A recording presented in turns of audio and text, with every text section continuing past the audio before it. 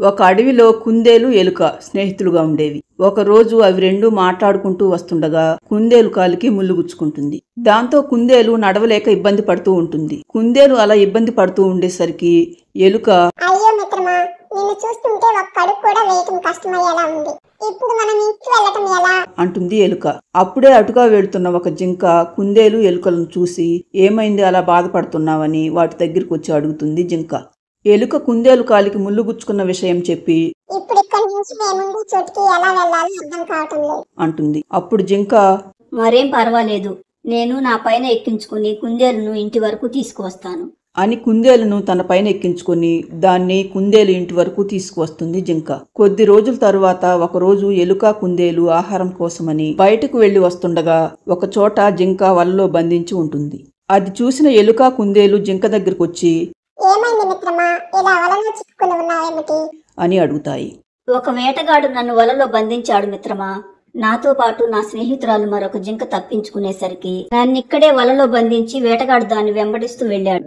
ఓహో, అయితే ఆ వేటగాడు వచ్చేసరికి మనం ఎలాగైనా తప్పించుకోవాలి అని ఎలుక తన పదునైన పండ్లతో వలను కురికేస్తుంది. తరువాత అవి మూడు అక్కడి నుండి బయటపడి ఒక చోట నిలబడి మాట్లాడుకుంటూ ఉంటాయి.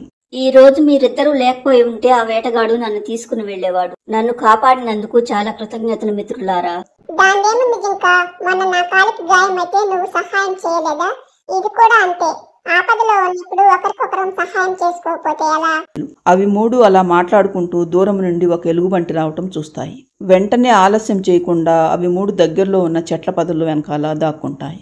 కొద్దిసేపటికి అక్కడికి వచ్చిన ఎలుగుబంటికి చెట్ల పొదల వెనకాల ఏదో అలికిడైనట్లు శబ్దం వినిపించటంతో అనుమానంగా అక్కడే నిలబడి చూస్తూ ఉంటుంది.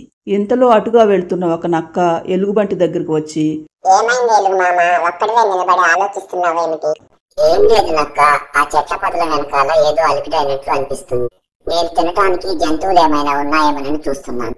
అలా అయితే అనుమానం ఎందుకు ఎలుగు మామ, ఇద్దరం వెళ్ళి చూద్దాం కదా. నువ్వు ఎవరిని చంపినా నాకు ఇవ్వకుండా తినవు కదా, ఇక ఆలస్యం ఎందుకు, వెళ్ళి చూద్దాం కదా అంటుంది నక్క. అవి అలా మాట్లాడుకుంటూ ఉండగా చెట్ల పొదల వెనకాల దాక్కున్న కుందేలు జింకలకు పై ప్రాణాలు పైనే పోతాయి.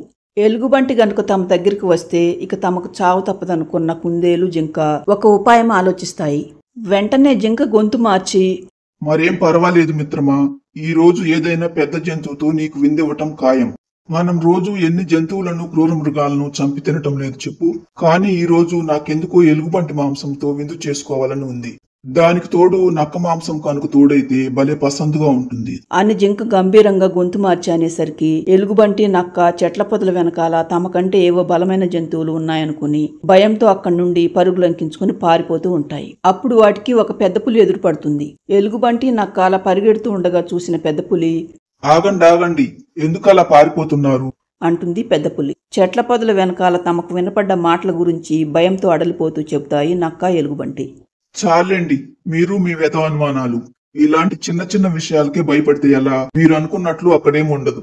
పదండి, మళ్ళీ వెళ్ళి చూద్దాం అని పెద్ద పులి ఎలుగుబంటి నక్క వద్దని వారిస్తున్నా ఏం కాదని వాటిని వెనక్కి తీసుకువస్తుంది. అవి మూడు తిరిగి వచ్చిన తరువాత, ఏది, ఎక్కడ మీకు ఆ మాటలు వినిపించింది అంటుంది పెద్ద పులి. పొదల వెనకాల జింక కుందేలు బయటకు వద్దామని అనుకుంటుండగా పెద్ద పులి మాటలు వినపడేసరికి ఈసారి మరింత గంభీరంగా, ఇదిగో, నిన్న సింహాన్ని చంపింది నేనైనా నువ్వే నాకంటే ఎక్కువ తిన్నావు. ఈ రోజు మాత్రం ఎలుగుబంటినైనా పెద్ద పులినైనా దేన్ని చంపినా నాకే ఎక్కువ వాటా ఇవ్వాలి. అంతేకాదు వాటి గుండెకాయలు మాత్రం నాకే అని పులికి వినపడేలా పెద్దగా అంటుంది జింక. వామ్మో, అవి సింహాన్ని చంపాయంటే ఇక మనమెంత, పదండి పారిపోదాం అంటూ పెద్ద పులి అనేసరికి పులి దానితో పాటు ఎలుగుబంటి నక్క అక్కడి నుండి వెనుతిరిగి చూడకుండా పరుగులంకించుకుని పారిపోతాయి. తరువాత జింక కుందేలు ఎలుక నెమ్మదిగా బయటకు వస్తాయి. ఈ రోజు నేను 2 ప్రమాదాల నుండి బయటపడ్డాను అని జింక అనగానే, అవును మిత్రమా, సమయానికి నువ్వు గొంతు మార్చి మాట్లాడటంతో ఆ క్రూర మృగాల బారి నుండి తప్పించుకోగలిగాము.